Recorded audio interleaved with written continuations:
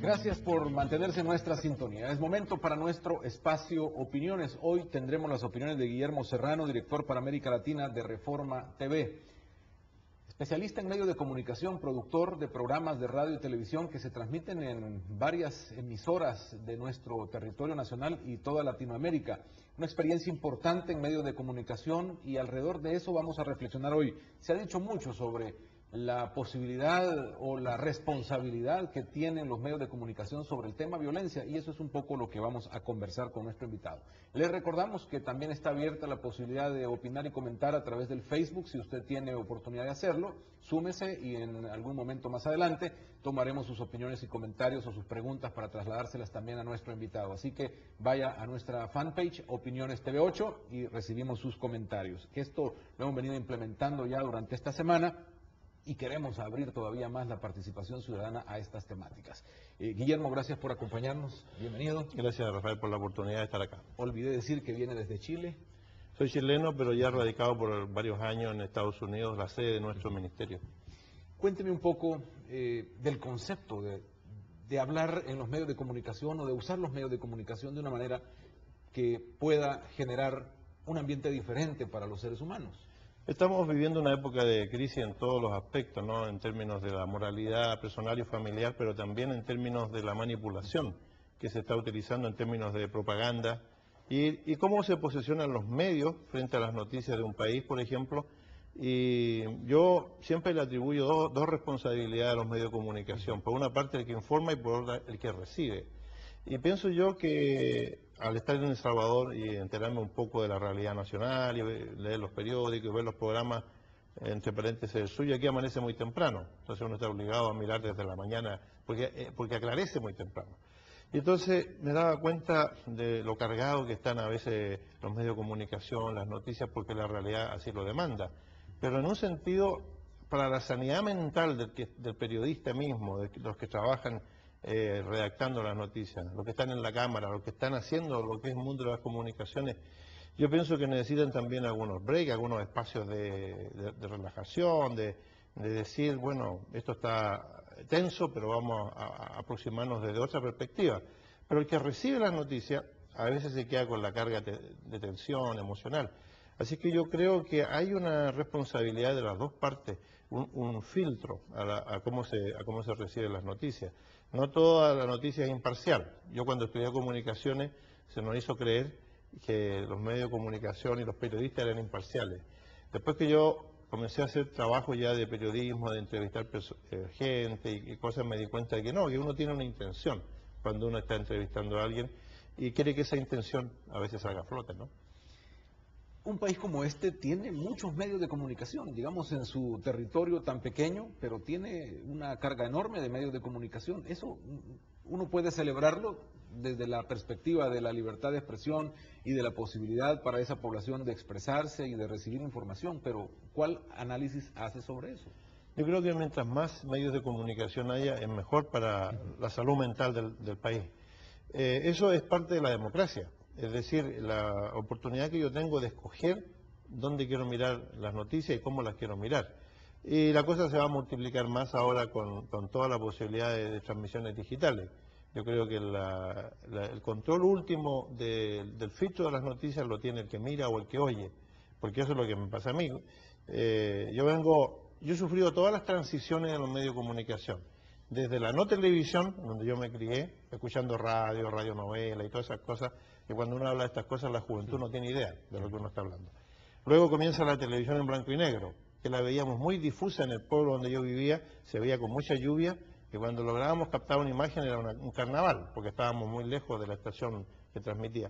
Luego viene la televisión a color, y luego viene toda esta cuestión de la transición a la televisión digital. Yo he pasado por todas las etapas.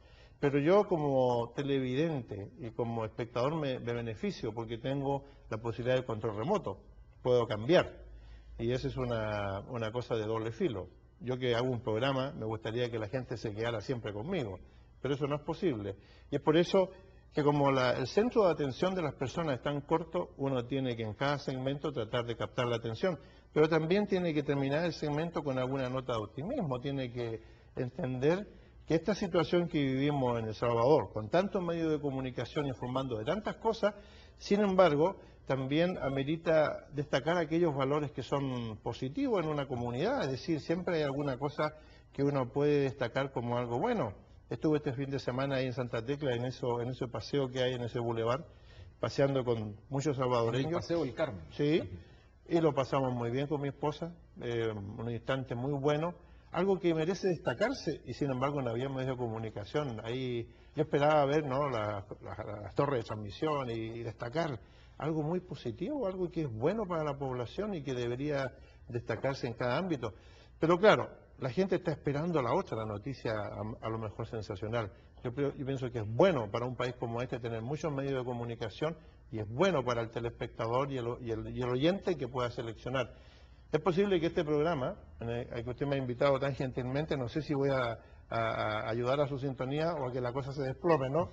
Pero un noticiero, un espacio de reflexión como este, yo pienso que es muy bueno. Otros canales tienen que tenerlo, otras radios tienen que tenerlo, para que entonces la gente diga, bueno, las cosas a lo mejor están complicadas, pero siempre hay una nota de esperanza en el fondo. ¿Hasta dónde es la responsabilidad del medio en preocuparse de esa sanidad mental? Porque hay quienes dicen, bueno, no nos corresponde a los medios eso porque el televidente o el oyente tiene ahora la posibilidad de cambiar y tiene la posibilidad de buscar algo que le sea más conveniente. ¿Dónde es que encontramos esa responsabilidad o no de la salud mental de quienes nos están viendo y oyendo? Yo creo que el tener un medio de comunicación no es solamente una oportunidad de marketing o de negocio, pero también hay una responsabilidad. Cuando yo me posesiono de un micrófono o de una cámara y voy a decir algo, tengo que ser muy responsable de las palabras que utilizo, de los gestos que hago y de cómo me aproximo a aquel que me está viendo, a aquel que me está oyendo.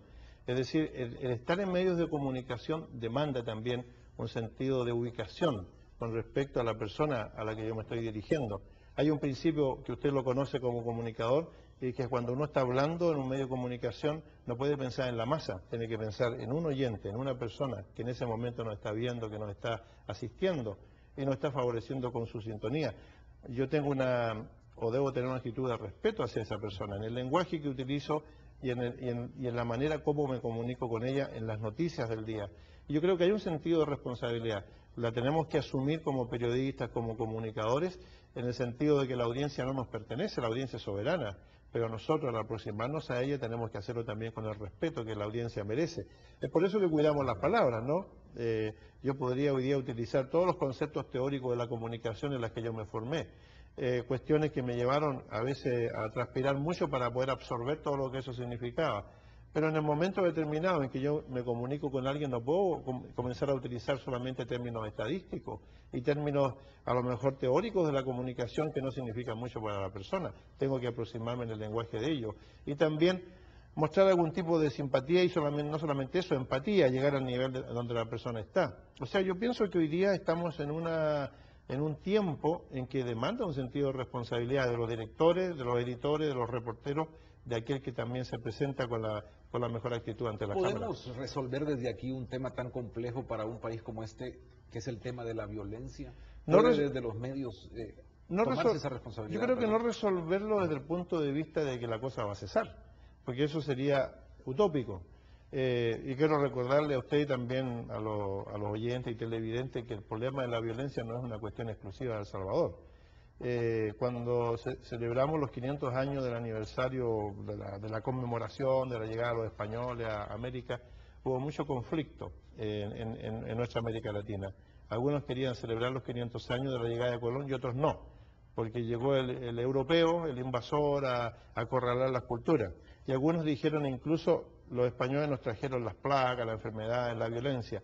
Y yo salí al paso en un programa y le dije, ojo que la violencia no la inventaron los españoles. El Salvador no es una especie de lunar en el mundo en donde solamente la estadística de la violencia es la que sale a flote, porque hay otros lugares más violentos que este, aunque alguna gente de la población no lo crea. Hay lugares donde la fragilidad de la vida humana es una cosa de todos los días.